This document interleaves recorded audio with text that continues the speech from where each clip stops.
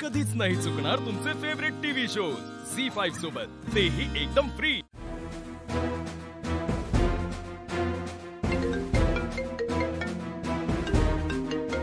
Hello, any update? Sir, तुम्ही दिलेला phone नंबरचं लोकेशन ट्रेस झालंय। मी लोकेशन पाठवतो। Thank you so much for the help. तुम्ही मला इथे का आणले? मला घरी जाऊ द्या।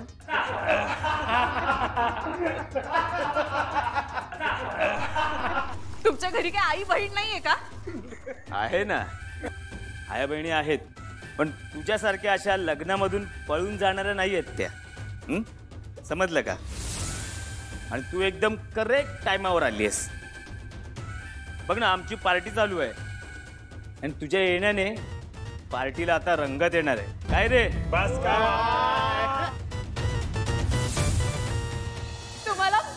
तुम्हाला थोडी तरी लाज वाटत असेल ना, तर मला आता इकडनं जाऊ द्या।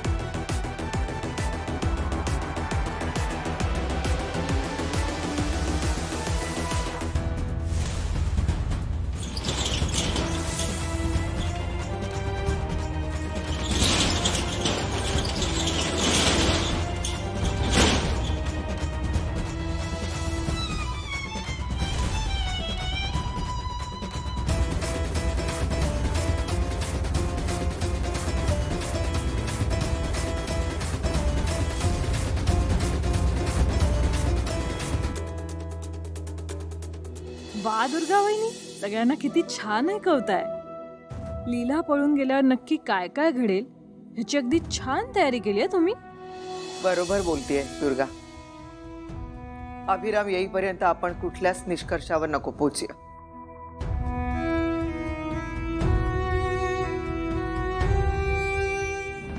मला नाही वाटत आता एजंटना लीला सापडेल। त्या मुलीने ही परिस्थिती स्वतःच्या हाताने ओढावून घेतली आहे।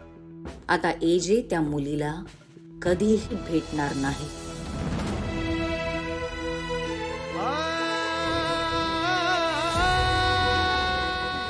काय झालं जी? काही काय होतंय का? नाही नाही नाही, काही नाही। बरी बरी आहे मी, काही नाही।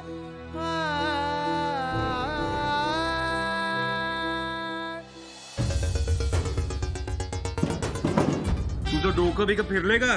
इथे का आणलंस मला? लॉक झालो आपण इथे। तुमचा मेंदू लॉक झालाय। एकतर मी तुम्हाला वाचवलं, माझ्यावरच काय ओरडताय? आणि मला एक सांगा, तुम्ही स्वतःला काय हिरो वगैरे समजता का? मगाशी तुम्हाला काय वाटलं?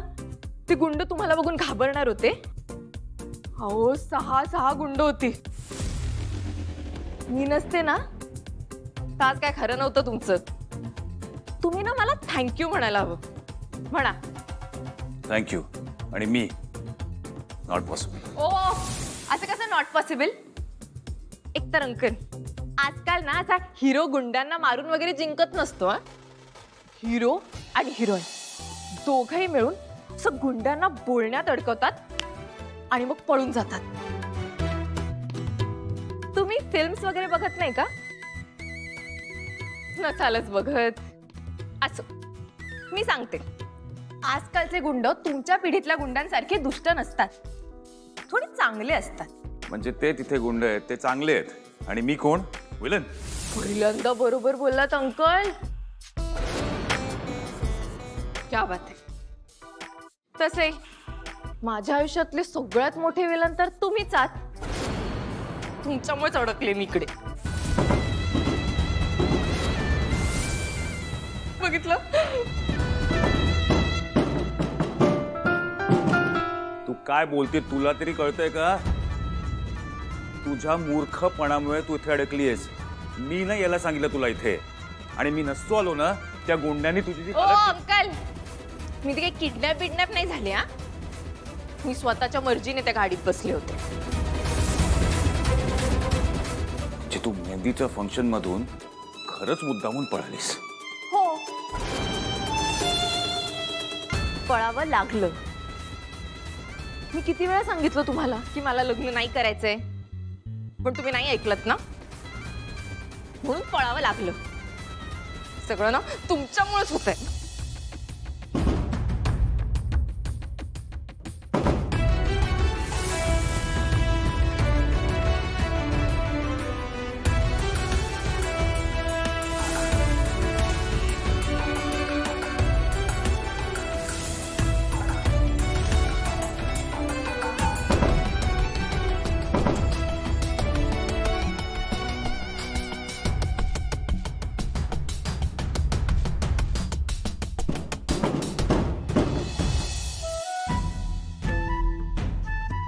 ओके. लक्ष्मी, सरस्वती आणा, पटकन आणा. आजी, तुम्ही सकाळपासून काहीच खाल्लं नाही. कमीत कमी ज्यूस तरी घ्या. नाही, नको नको, प्लीज घ्या ना. नाही नको, मला खरंच काही नको आहे. अभिराम आल्याशिवाय माझ्या पोटात अन्नाचा कणही जाणार. आजी, आम्हाला तुमची अशी अवस्था बघवत नाही हो. हो ना, आणि तुम्ही किती एक्साइटेड होता लग्नासाठी. आजी, तुम्हाला त्रास होतो ना, तो मला अजिबात बघवत नाहीये. त्या लीलाच्या चुकीची शिक्षा आपल्या सगळ्यांना भोगावी लागते. अहो, लीलाने मुद्दाम नाही केलंय, खरंच सांगते. कधी कधी आहे ना, तिला ती काय वागते हेच कळत नाही. खूप भाबडी आहे हो माझी मुलगी. तुम्ही एक काम करा ना, तुम्ही हे लग्न होऊ देत.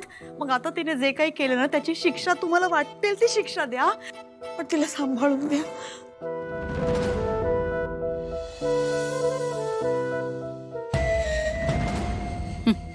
इम्पॉसिबल आहे ही बाई.